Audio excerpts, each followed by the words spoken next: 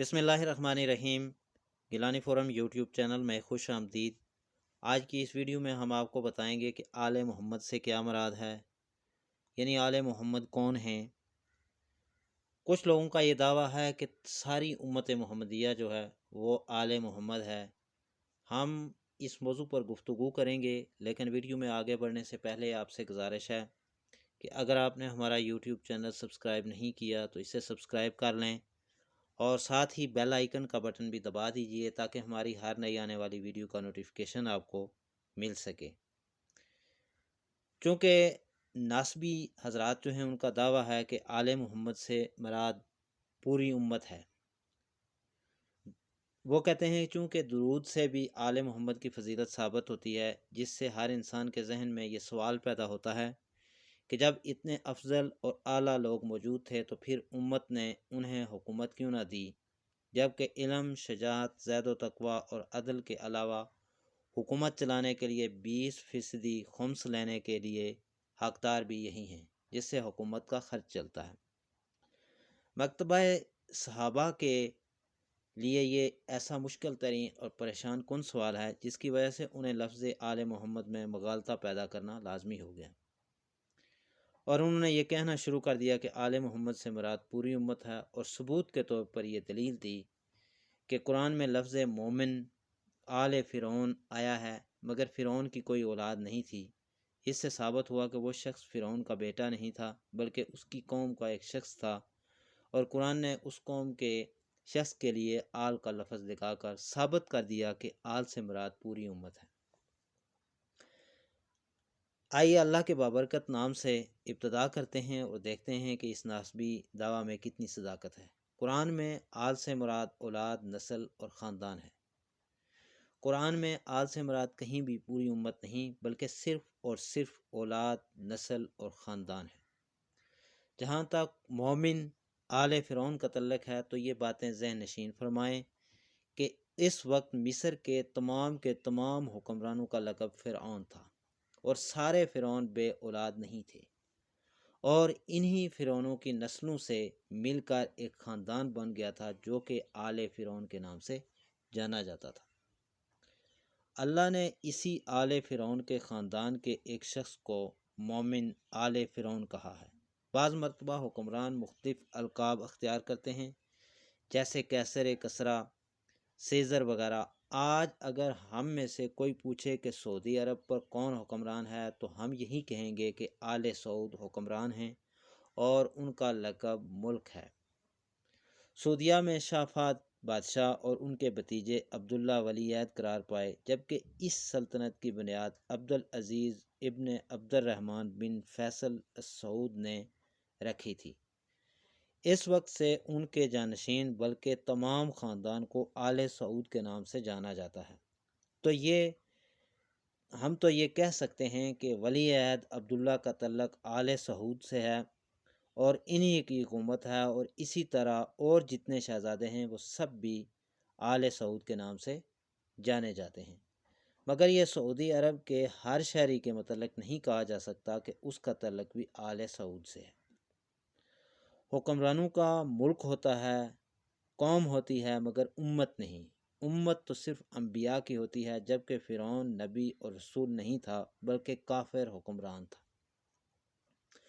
औलाद के सिलसिले को नस्ल कहते हैं और इन्हीं से ख़ानदान का वजूद कायम होता है। कुरान में आल से मुराद यही औलाद, नस्ल या ख़ानदान है।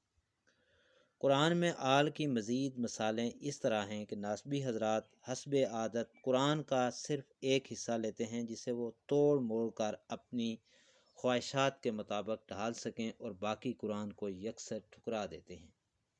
कुरान में लफ्ज़ आल के इस्तेमाल के साथ ही उन्होंने ये रवैया अख्तियार किया, जिस तरह हम कुरान की वो आयत पेश करते हैं जिन्हें नासबी हजरात ने ठुकराया। इन आयात का उर्दू तर्जमा और तफसीर सऊदी अरब के शाया करदा कुरान से दिया जा रहा है। इसी कुरान को सऊदी हुकूमत ने लाखों की तादाद में छपवाकर पाकिस्तान में मुफ्त तकसीम कराया है। इस कुरान के मुकदमे में उसके मुतरजम और मुफस्सर का तारफ़ करवाते हुए लिखा है कि खादमे हरमैन शरीफैन की इन्हीं हदायत और वजारत बराए مذہبی امور کے اسی احساس کے پیش نظر مجمع الملک فہد الطبا یعنی ان کا جو ادارہ ہے انہوں نے یہ ترجمہ پیش کرنے کی سعادت حاصل کی ہے۔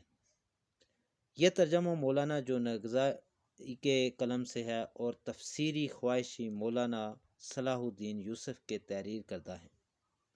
مجمع کی جانب سے نظر ثانی کا کام ڈاکٹر وسیع اللہ بن محمد عباس اور ڈاکٹر اختر جمال لقمان نے انجام دیا ہے۔ اسی طرح ناسبی حضرات جو ہیں انہوں نے حضرت یعقوب کے گھر والوں کو بھی، جیسا کہ انہوں نے حضرت یعقوب علیہ السلام کے خاندان کے حوالے میں قرآن پاک میں ہے کہ اور اسی طرح تیرا پروردگار تجھے برگزیدہ کرے گا اور تجھے معاملہ فہمی سکھائے گا اور اپنی نعمت تجھے بھرپور عطا فرمائے گا۔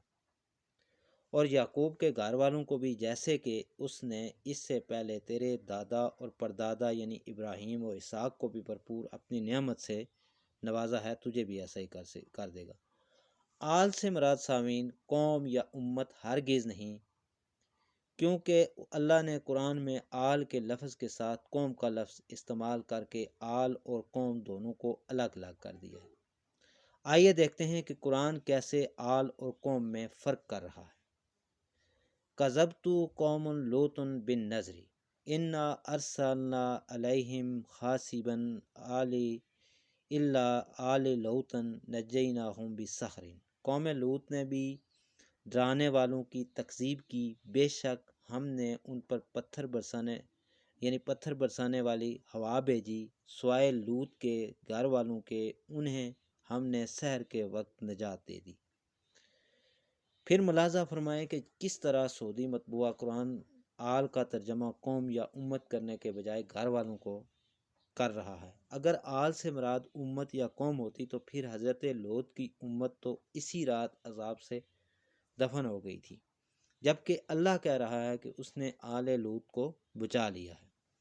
اور ایک جگہ اللہ نے قرآن میں کہا ہے، یعنی سورہ القرآن اس کی آیت ہے جس کا ترجمہ ہے کہ اللہ نے کہا کہ ہم ایک مجرم قوم کی طرف بھیجے گئے ہیں سوائے خاندان لوط کے، یعنی جو ان پہ عذاب آیا تھا، سوائے آل لوط کے ان سب کو بچا لیں گے مگر سوائے لوط کی بیوی کے کہ اسے ہم نے رکنے اور باقی رہ جانے والوں میں مقرر کر دیا ہے۔ جب بھیجے ہوئے فرشتے آل لوط کے پاس پہنچے تو لوط علیہ السلام نے کہا کہ تم لوگ تو انجان معلوم ہو رہے ہو، اور دوسری جگہ اللہ تعالیٰ نے فرمایا تو ان کی قوم کا کوئی جواب نہیں تھا سوائے اس کے کہ لوط کے خاندان کو اپنی بستی سے نکال باہر کرو، یہ لوگ بہت پاک باز بنتے ہیں۔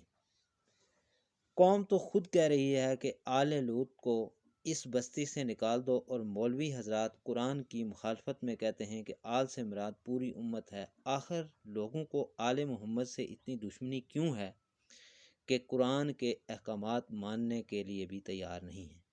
اور اس مفروضہ کو کہ آل سے مراد امت یا قوم ہے قرآن نے کئی اور جگہ پر واضح طور پر رد کیا ہے، اور اللہ تعالیٰ قرآن پاک میں فرماتا ہے کہ بے شک اللہ تعالیٰ نے تمام جہانوں کے لوگوں میں سے آدم اور نوح کو اور ابراہیم کے خاندان کو اور عمران کے خاندان کو منتخب فرما لیا کہ یہ سب آپس میں ایک دوسرے کی نسل یعنی ذریت سے ہیں، اور اللہ تعالیٰ سنتا اور جانتا ہے۔ اللہ نے خود اس آیہ مبارکہ میں آل کا مطلب نسل کہہ کر اور قرآنی آیت میں ذریت کا لفظ استعمال کر کے آل محمد کے دشمنوں کا منہ ہمیشہ کے لیے بند کر دیا ہے۔ اب جو قرآن کو ہی نہ مانے اس کا کیا علاج ہے؟ قرآن تو کہہ رہا ہے کہ اے اولاد داؤد اللہ کا شکر ادا کرتے رہو۔ اسی طرح دوسری جگہ کہہ رہا ہے جو میرا بھی وارث ہو اور یعقوب علیہ السلام کے خاندان کا بھی جان نشین ہو، اے میرے رب اسے پسندیدہ بندہ بنانا۔ یعنی ہم اس پوری جو تفصیلات ہیں اس سے یہی نتیجہ نکالتے ہیں جو ایک غلط تاثر دیا جا رہا ہے اس وقت امت میں کہ تمام امت جو ہے وہ آل محمد ہے، جبکہ آل محمد صرف حضور رسالت مآب صلی اللہ علیہ وآلہ وسلم کی آل یعنی حضرت فاطمہ اور حضرت علی کی اولاد سادات یا اہل بیت ہیں۔ اس لیے یہ کنسیپٹ غلط ہے کہ آل جو ہے وہ پوری امت محمدی ہے۔ امت محمدی تو الگ چیز ہے اور آل الگ چیز ہے۔ اگر آل سے مراد امت ہو تو پھر صندوق میں ساری امت کے تبرکات ہونے چاہیے، جبکہ ایسا نہیں۔ قرآن میں اس طرح بیان کیا گیا ہے کہ ہم نے آل ابراہیم کو کتاب و حکمت دی اور ہم نے ان کو ملک عظیم عطا فرمایا۔ سوچئے گا کہ کیا اللہ نے پوری قوم کو کتاب دی اور کیا پوری قوم کو حکیم بنایا، اور اسی طرح کیا پوری امت کو حکومت دی گئی، یا پھر صرف یہ 4 کتب زبور، توریت، انجیل اور قرآن دیا۔ سامعین، ہمیں ان باتوں پر غور کرنے کی ضرورت ہے۔ آپ سے گزارش ہے کہ آپ نے اگر ہمارا یوٹیوب چینل سبسکرائب نہیں کیا تو اسے ضرور سبسکرائب کریں، اور ہماری اس ویڈیو کو دوسروں کے ساتھ بھی ضرور شیئر کریں۔